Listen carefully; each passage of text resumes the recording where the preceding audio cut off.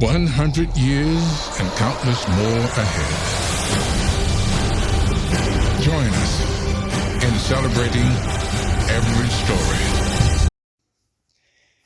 We take a look at Green Lantern, one of the most hated superhero films of all time, and it was so bad Ryan Reynolds made fun of it a lot in Deadpool.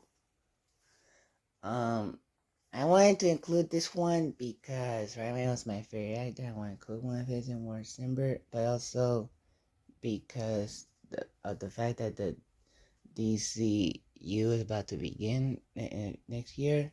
I want to include this one because this was going to be a film set in the DC Cinematic Universe before Man of Steel. Hence why I think Amanda Waller is why it's in this movie. But yeah, so I wanted to include this one for those specific reasons. And I wanted to have a few things that I wanted to say that I like.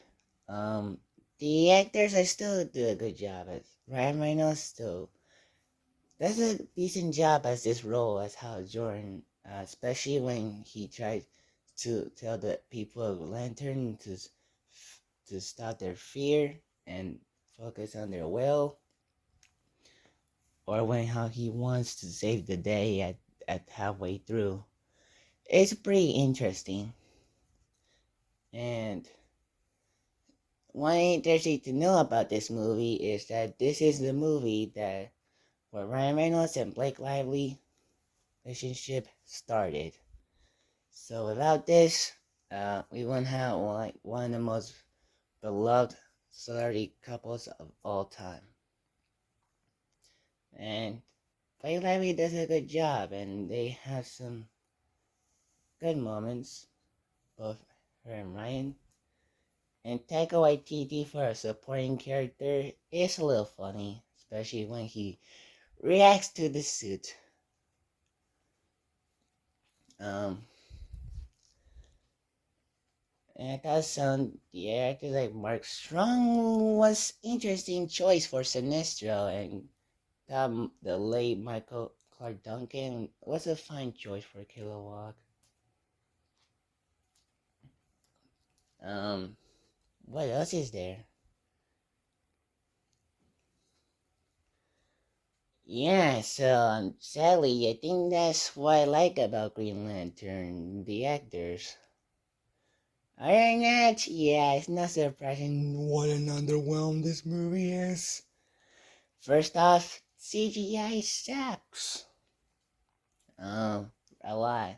Not just with the suits, which at first didn't really bother me, but sometimes when I look at it, it looks too video game-ish. Sometimes it doesn't look right. Parallax looks a little ugly with that CGI, especially. Um, and the fight between Parallax and Green Lantern, because of the CGI, it looks like a video game boss fight. It looks cool, but it feels too video game-ish, like a video game boss fight. Uh, at the beginning, Two Faces close-ups are like orange and purple. The first one was off, like it goes like close up, but then the other one just stuck there with like the same expression, looking at the camera like, what is wrong with that picture?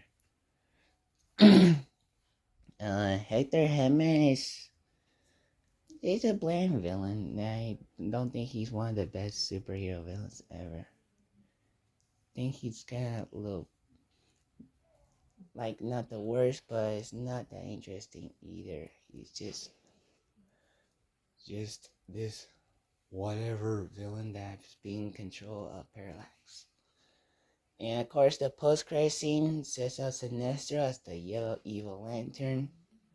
But it feels weird because he celebrated Green Lantern saving the world at the end. So it's weird that Sinestro will now have to fight him.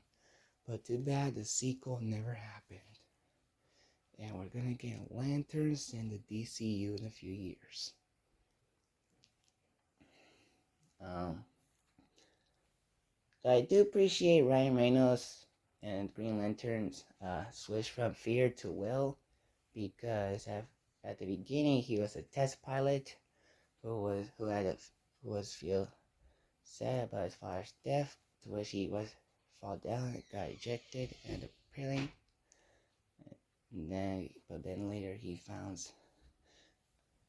sure dead, where he takes the mantle of the Green Lantern and has fears still, but then later says become more heroic and fearless. Which I do appreciate Green Lantern's development in this movie.